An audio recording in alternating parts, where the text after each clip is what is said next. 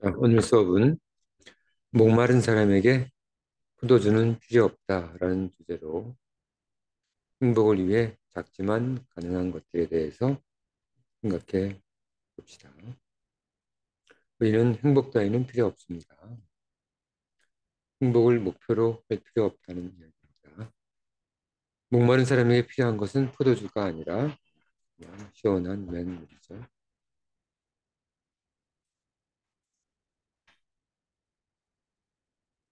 자, 학생이 묻습니다. 모두 나락에 떨어지고 또 기어오르면서 산다는 말을 들으니 조금 유안이 되고 안심이 됩니다. 지난 시간에 했던 말입니다. 실패에 수렁에 빠져도 다시 기어오르면 될 테니까요. 다행이네. 하지만 과거에 대한 그리움과 슬픔이 사람을 병들게 하지는 않나요? 요즘 우울증이 증가하는 것도 그렇고요. 자, 우울한 사람들이 많죠.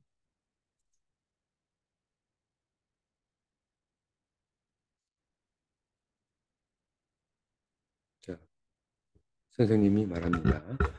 그리움은 여유로움의 증거이고 슬픔은 슬픔을 느낀다면 아직은 희망적이지.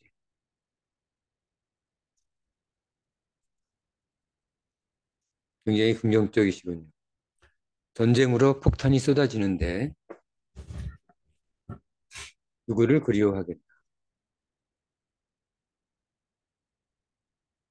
죽음을 앞두고 숨이 넘어가는데 과거에 대한 후회로 슬퍼하겠나. 다 소용없습니다. 그리움이나 슬픔 같은 것은 아직 여유나 희망이 있을 때의 이야기라네. 걱정할 것 없네.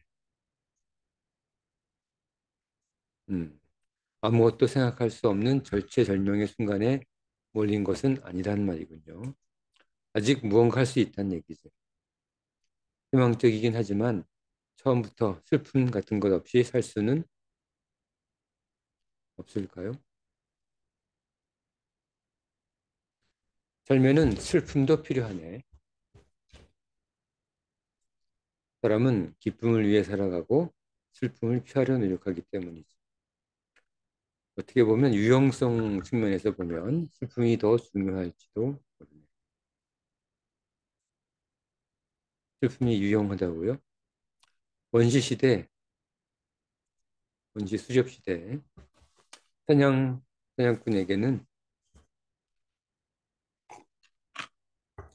어디에 가면 사냥감이 많다는 지식도 중요하지만 어디에 가면 안 된다는 지식이 더 중요한 법이지. 잘못하면 자신이 사냥감이 되기 때문이래. 그렇죠? 기쁨을 위한 방법보다 슬픔을 피하기 위한 방법이 더 중요하단 말이군요. 그렇네. 유용성 측면에서는 말일세. 이번 수업에서 행복에 가까이 갈 수 있는 가능한 방법에 대해 공부하는데 좀 다가간 것 같기도 하고 아닌 것 같기도 하고 혼란스럽습니다. 아, 행복이란 즐거이 뛰노는 사슴 같네. 멀리서 지켜보는 것이 좋지.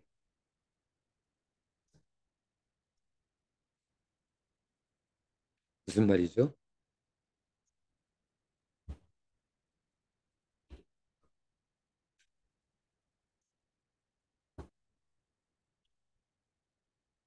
너무 가깝고 요란스러우면 달아난다는 말일세.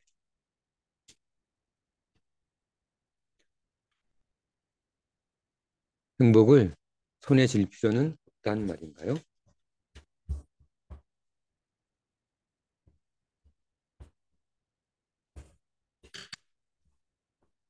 이유를 들어도 잘 납득이 안 되네요. 논리적으로는 왜 그렇죠? 행복을 손에 쥘 필요는 없다. 행복을 손에 쥘 필요는 없다. 자, 무슨 말일까요? 행복은 그 가짓수가 너무 많아. 하나를 손에 쥐면 다른 행복을 잡을 수가 없네. 행복은 여러 개의 것을 언제든 잡을 수 있는 상태.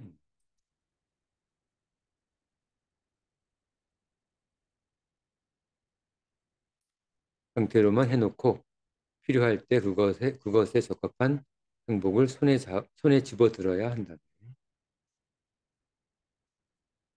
예를 들면요. 해외여행을 간다고 해보세요.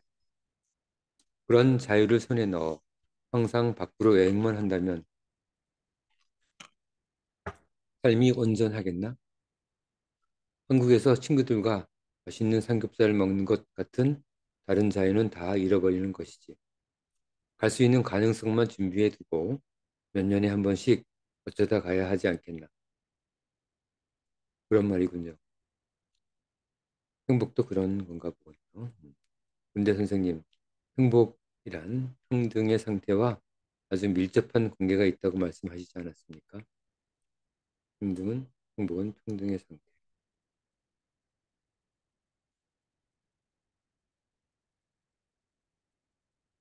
그렇지. 해외여행을 예로 들으셨는데 해외여행은커녕 동네 뒷산도 갈 시간과 여유가 없는 사람도 있지 않습니까? 당연히 있지 않겠나. 그럼 행복은 벌써 시작부터 평등하지 않은 것 아닙니까?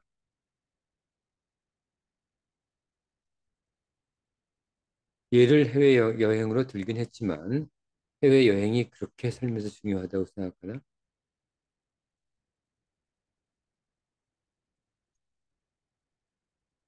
그런 건 아니죠. 뭐 딱히 그런 건 아니지만 그래도 도저히 갈 엄두도 못 내는 사람들이 있는 건 사실이지 않습니까? 자, 시간은 평등하네. 공기도 평등하지. 태양도 평등하고 계절도 평등하지. 다 평등합니다. 밤낮도 평등하고 바람도 평등하지 않다. 그렇죠? 이 정도면 사람이 평등하다는 것은 진리라 할 수 있네. 자, 불평등 너무 불평하지 말라고 합니다. 그렇긴 한데 그건 본인과 관련 없는 우주와 자연의 일 아닙니까? 바로 그것으로 사람의 생명이 유지되는 것이지. 그것보다 더 중요하고 더 큰 영향을 미치는 것은 결코 없다고 말할 수 있네. 이미 우리는 충분히 평등의 혜택을 누리고 있다는 말이군요. 해외 여행 같은 것, 그런 것은 작고 지엽적인 것이고요.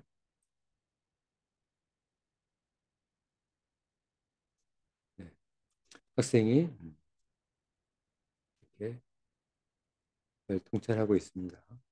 그렇네. 살아있는 것, 자신이 존재한다는 것보다 더 큰 평등은 없는 걸세. 존재한다는 것의 평등이라. 존재한다는 것의 평등. 거리의 거린이나 재벌 회장이나 가장 중요한 면에서는 평등하다는 것이고 행복도 그에 상응할 수 있다는 것이죠. 항상은 아니지만 무더운 여름비를 흠뻑 맞으면 행복할 때가 있다네. 자기가 느껴지기 때문이지. 작지만 가장 큰 행복일 수도 있네.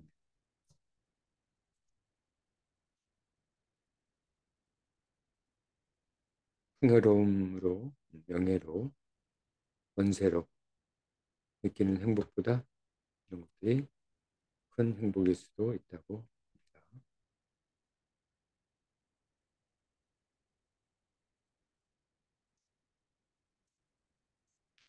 무언가 반론을 제기하고 싶기는 한데 합리적 다른 논리가 잘 서지 않는군요. 자네 생각은 누구나 누리는 혜택이 평등과 행복의 가장 중요한 부분을 차지한다는 것은 논리적으로는 맞는 것 같지만 실제로는 사람에 따라 평등과 행복의 정도가 너무나도 다르다고 말하고 싶은 것 아닌가. 선생님이 노학자가 잘 정리했습니다. 맞습니다. 선생님의 논리대로라면 사람마다 약간의 차이만 있을 뿐 모두가 비슷하게 행복해야 하는데 실제와는 너무 다르지 않습니까? 그래서 정말 행복한 사람, 정말 불행한 사람으로 세상은 나뉘어 있기도 하죠.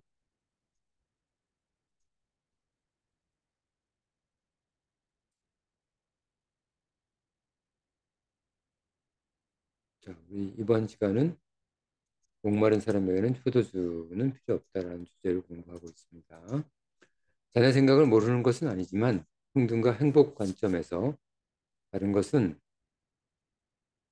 우주와 자연의 혜택, 존재함의 동일성을 제외하면 결국 사람들이 자주 말하는 재권명, 재적 권력 명예죠. 이게 차이가 아닌가. 그렇죠? 재권명의 차이. 이런 것들 때문에 평등하지 못하다고 주장하는 것 아닌가 말이죠. 그렇다고 할 수 있죠. 그건 마치 목마른 사람이 샘물에서 물을 마시는데 이런저런 향이 부족하다고 투덜대는 것과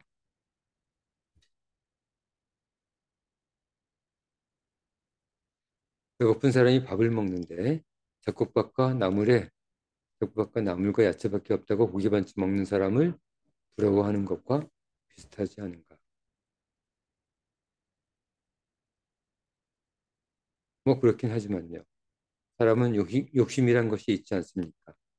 무언가를 가진 사람의 약자에 대한 암묵적 무시도 있고요. 평등하지 않은 진리는 돌아볼 것도 없네. 자기를 뛰어나다고 생각하는 자는 진리를 알지 못하는 멍청이지. 멍청이에게서 초라함을 느끼지 말라. 자, 잘난 척하는 사람에게서 초라함을 느끼지 말라고 합니다.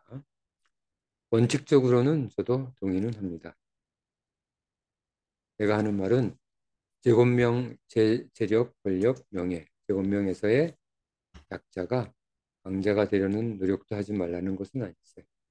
그런 노력은 뭐 조금은 해야지. 하지만 그런 면에서 약자라고 해서 자기가 진짜 본질적 약자, 태생적, 세상적으로 부족한 사람이라고 오해는 하지 말라는 것일세.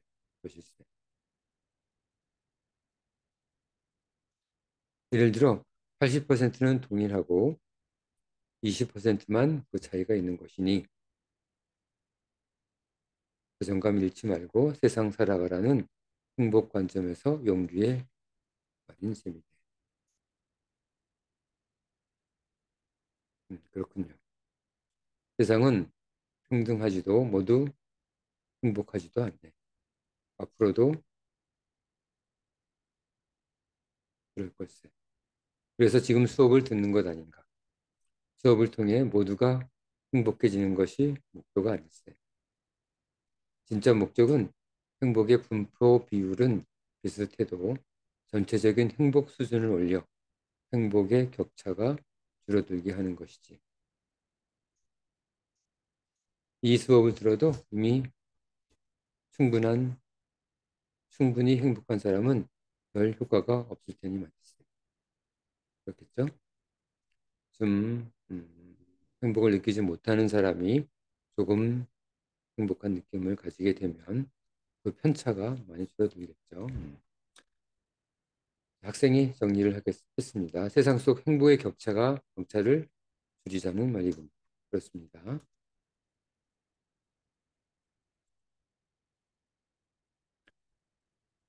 사실 행복을 위해 필요한 것은 그리 특별한 것은 아니에요. 대단할 것 같은 기대와 착각만 있을 뿐이죠. 아무리 다시 성찰하고 숙고해봐도 행복하기 위해 소박하고 단정하게 지내는 것 이상은 별 필요 없다.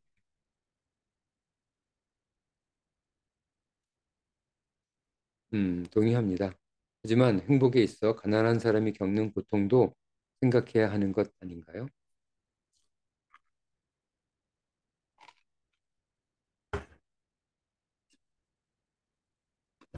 물론이네. 세상은 부자보다 가난한 사람이 대부분이니까 이 가난한 사람들을 고려해야죠.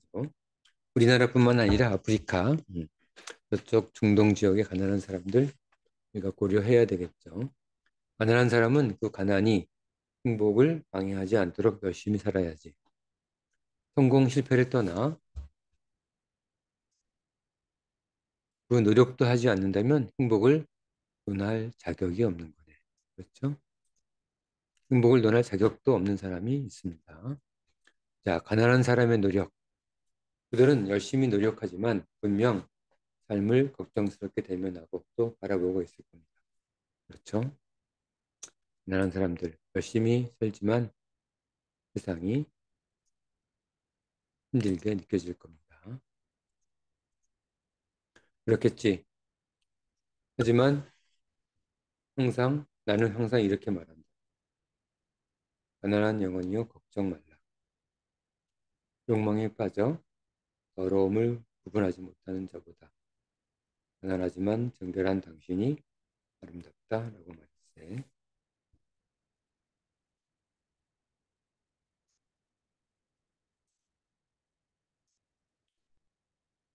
가난한 사람에게는 위로와 위안이 되는 말이군요. 빈천하지 않은 청빈한 삶. 빈천과 청빈의 차 한번 공부했었죠.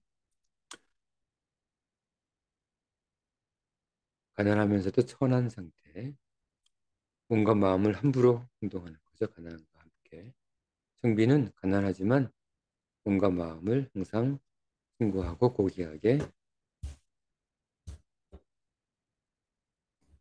행하는 사람을 말합니다. 자, 빈천하지 않은 청빈한 삶. 이는 자랑스러워할 만한 것이네.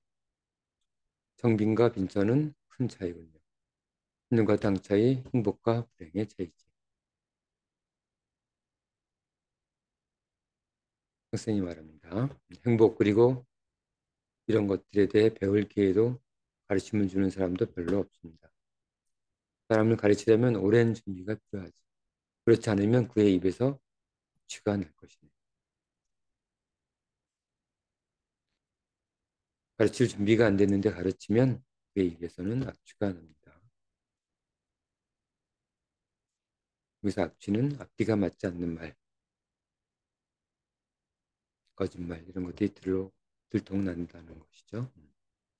사람들이 잘 배울 수 없는 이유가 그 악취 때문이었군요.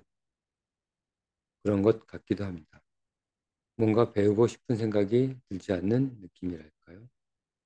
뭔가 진정한 교육자를 만나기 쉽지 않죠. 진정한 교육자가 잘 눈에 띄지 않는 것은 사실이죠. 혹시 무엇을 보고 행복과 진리를 가르칠 수 있는 진정한 교육자라고 생각할 수 있나요?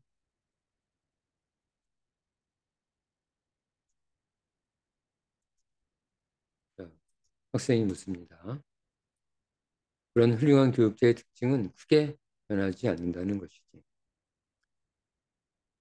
꼭 그런 것만은 아니지만 말일세. 모두 변해가는 세상에서 변하지 않는 모습만으로도 그 사람은 이미 충분히 고귀한 것세.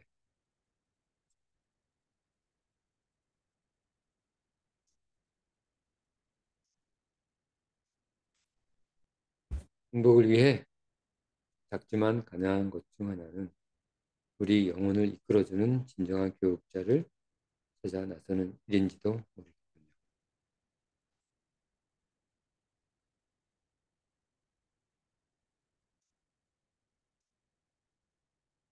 자, 그렇습니다. 그래서 진정한 교육자가 가장 찾기 쉬운 곳이 어디일까요? 어디로 가면 될까요? 그런 교육자를 직접 그런 선생님을 만나는 것도 좋지만 서점이나 도서관에서 하게 되면 책 속에 진정한 교육자들이 많이 숨어 있죠. 그런 교육자들을 잘 찾아야 합니다. 숨은 책 속의 교육자 찾아 나서기 바랍니다. 노학자가 말합니다. 영혼 중독자가 마약 중독자보다 위험한 것은 자신이 병들었다는 생각도 그 증거도 없기 때문이에요. 그 증상은 진정한 행복을 의지하지도 않는 것이지.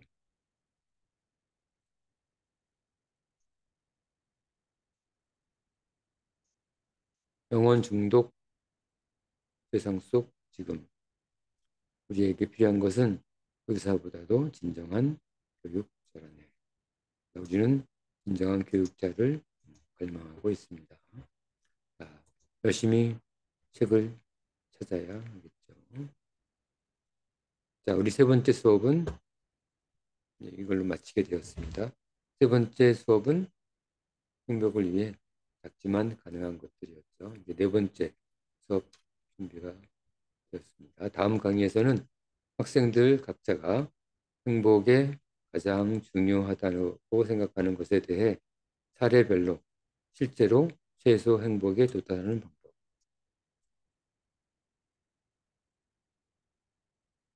실제로 최소 행복에 도달하는 방법을 생각해보는 수업이 진행될 것입니다. 학생들은 이 예고를 듣고 자신의 중요하다고 생각하는 것을 스포하면서 좀 더 구체적이고 실질적인 행복에 도달하는 방법을 기대하고 있습니다. 자, 그러면 오늘 수업은 여기까지 하고 목마른 사람에게 포도주는 필요 없죠. 이 주제로 우리 공부했고 이제 네 번째 수업으로 들어가 보겠습니다. 네 번째 수업은 최소 행복에 도달하는 방법, 최소 행복에 도달하는 방법에 대해서 공부하겠습니다. 행복 따위는 필요 없다는 소제목 하에 다음 시간부터 최소 행복에 도달하는 방법에 대해서 공부하도록 하죠. 자, 오늘 수업은 여기까지 하고 오늘 배웠던 내용 잘 노트에 기록하시기 바랍니다. 많은 사람에게 포도주는 필요 없다. 자, 그러면 오늘 수업은 여기까지 하도록 합시다.